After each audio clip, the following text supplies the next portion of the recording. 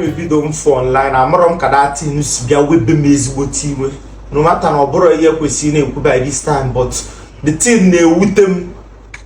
Ndị Nnewi chọọnụ ndị those girls jidenu fa ka fa je kpọta ndị atilu mmọnwụ afọ ka unu daa fa nra na alụfe ezigbo ego maka akpachala anya sef o nwere ike na anụ those girls na-apịa ife abụrụ ndị Nnewi jeenu befa manụnụ ndị bụ ife afọ. Ọ bụ na mmọnwụ ifo ebe a na-emebere ya ma ọ bụ na ị na-aga n'ụzọ fụ mmụọ nke aha dị iche. Nke a bụ na a na-eme afịa ọrụ a sị gị na onwe ihe akpọrọ afa na-eme ife dị onwe ihe akpọ kọshọ ọgwụ adịghị ya daa kọshọ ahụ adịghị ya rapụlụfịa na-amụta ife niile abụla ife eji egwu egwu. Chike all religious Catholic dị na fada na ọhalụ na seminary school a na-akụzilu ndị seminary ka esi eti mmụọ gosi fa ji busu gosi fa ụdọ fa na-eme fist mmụọ fa agba to tell you na enwe ife akpọ kọshọ unu emeelisi na-emeeri ọbụla mmọnwụ ifo n'ụzọ ka ị were na jesi ndị Nnewi je chọtasị anụ those girls daanụ ndị befa nha olesi ma one aka unu si eme oge anyị na-etonyite ọ rapụta n'ụtụ ndị ụmụ ikolobịa tisịa mmụọ apụta abịa n'irube unu ụmụ nwaanyị agbabasịa n'ime ụlọ ndị nna agbapụsịa onye ọbụla den ụmụ ikolobịa apụtasịa ndị ụmụ ikolobịa ya apụtakwa bụ ndị balụ mmụọ ka ọ na-ada abazi mmụọ. Ndị ya ejegodu n'anyasị jekpata alụ anyasị eji wee lie mmụọ echi bugodu alụ anyasị a ka eji bakwafa mmụọ ka ọ n'ịmụrụ na ihe niile ya na-eme iche na-egwuregwu ka ị na-egwu ha na-egwu egwu onwe ife akpọrọ afa a sị gị na ya na-eme ị na-emebi detain mana ịmarọ ndị onwe ike ijide gị gba mma ihe ji gị mmụọ ya na-agbalụ ka gị bụ nwa achala ugo na-apịazi ịtalị azị na ife eji egwuzi egwu ka ị wee tinye ya na TikTok nweta viewer. Onwere ihe ọbụla m belong na adị follow their rules. Una isisi idobia si ona adobelu fia no na akafacho akafade enweghị ife akpọrọ afa wee buto n'ife a.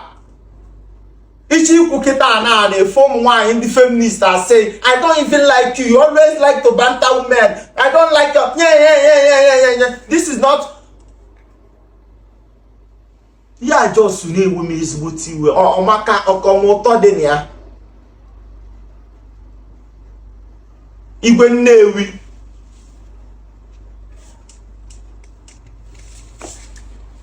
Ales mo ọ bụ na mmụọ na-agala onwe ya n'ezi na anụ nke a dị iche. Ụfọdụ na-abụfu ya na-eme mmụọ polisi akpụrụfa ka egwuregwu kwuru na egwu akpụrụ polisi jeti na sel wit mmụọ ya unu na-emebikwa ife o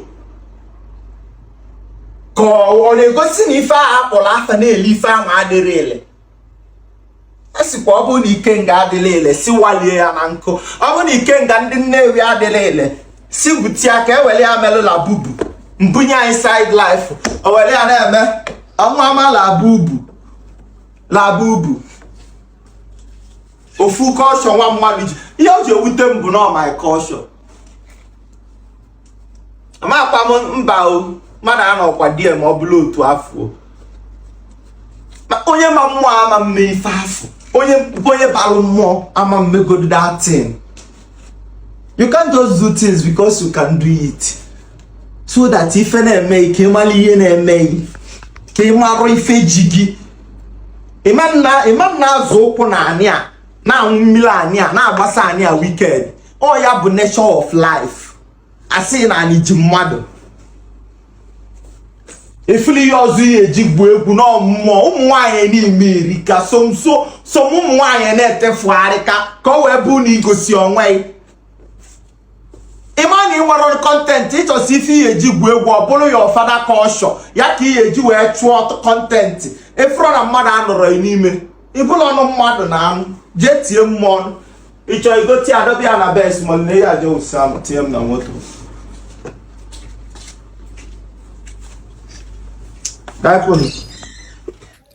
Igbo mụrụ nze m ọzọ Igbo ndị ọma njem ọnụ ekene m n'ụbọchị nke tata ya gazieli gị ebe ọ bụ n'isi wee na-ene anyị ma ọ na-ege anyị ntị. Ihe a gbasalụ our Igbo culture, our Igbo tradition, my culture, my heritage. This trending video gbasalụ ụmụ nwanyị ị na-apịa mmọnwụ ihe na ndị otu ya. This is not our culture. For ndị na-asị we are going back to our roots. This is called disrespect. Yeah, disrespect ebe gịnị, ebe Igbo culture dị. Because in olden days or my growing up, I might not know much about culture, but you see this particular one. One is that na nwanyị o nwere ihe ndị be anyị na-asị nwanyị ada aka mmọnwụ or mmadụ ada aka mmọnwụ. Then o nwere some mmọnwụ ụmụ nwanyị na-ada afụ. Then ịma nnọkọta ụta ife ebe mmọnwụ nọ na-eme gịnị, nọ na-ahụ mmanya. But these days I have come across one particular video. Mmọnwụ nọ na game house na-agba game. That is let me say ebe a na-eme ụmụ ihe ọ dịka Bet Naija game house. Wee nọrọ ebe ahụ na-agba game. Nọ n'ime ya now this trending video after nwanyị nọ na-apịa mmọnwụ ihe.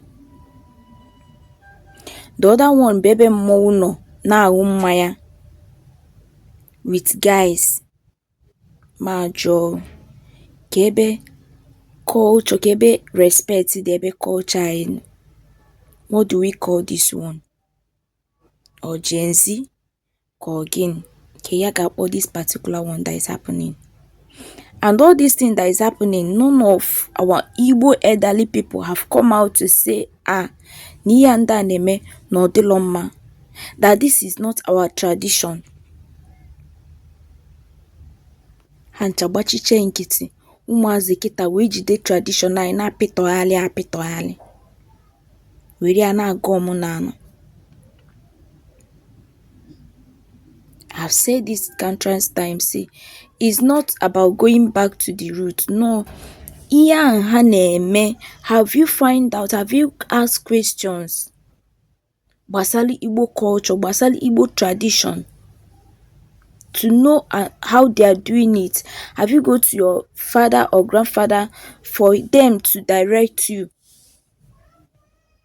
It's just a shameful thing na ndị Igbo anyị anyị na-ewenye ncha as no ihe egwuregwu. Anyị na-ewenye ncha as no, let me just use it and have go catch a cruise, or maybe for view or whatever. This is not right at all. I'm a Christian, but you see, when it comes to Igbo culture, I respect Igbo culture and tradition. But you see this particular one, that is not it at all.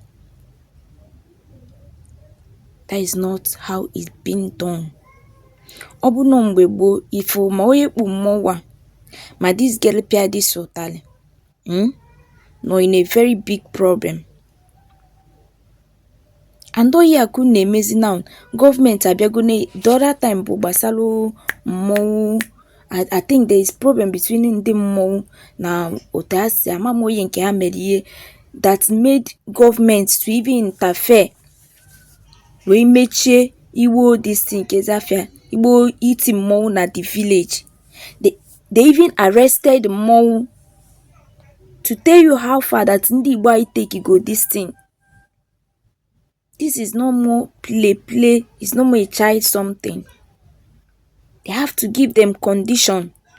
Something that have never happened in Igbo land is happening in this generation. I've told you people several times soon that now, ihe na-eme ndị Igbo anyị, ihe na-eme na ana Igbo today, the fight and ihe na-eme ọ dịka gasị na ewepụ brain some of ndị Igbo anyị wepụ ya tufuo na-efegharị n'ikuku. Oye ndị Igbo anyị mete. Ndị nna ama mpụta, ndị elder ones ama mpụta kwuo na ihe abalụ. Ụmụaka unu ama njụkwa na ahụju unu eje malite ya emewe.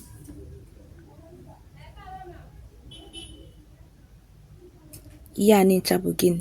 Ọ bụrụ maka ego. always enwe respect for culture, always enwe respect for tradition. I will not even say that na adịbin that na our young generation na-eme this thing, ndị elders pụta na-ekwu okwu say that ọ bụgodị na nwa gị bụ ihe mee that thing, you give that your child a very big punishment, nke bụ that na when you look at that when you remember it, you won't do such a thing again. Ọ bụ na ha na-eme ụta na ndị elders anyị na-apụta ekwu na ihe adịrọ mma irrespective of onye ọbụla ọbụla taa, ifu that na by now brain this generation can ikpoko gone, but they cannot say it. Ikwu ewere ego suchie gone. Ma ọhaneze ndị Igbo sef is seeing all these things, but he could not talk. He could not say anything about it. It's very very wrong. Ka anyị malụ bido kịta respect wee Igbo culture, bido kịta megin respect wee Igbo. Ọ dịbe late o, it might look as if it's too late but it's not. Asọkwa m na going back to root bụ ije gwọ ọgwụ ego ma ome nka. No, there are some tradition that is very very okay and not this Gen Z tradition, and we have to respect that. It's very very important.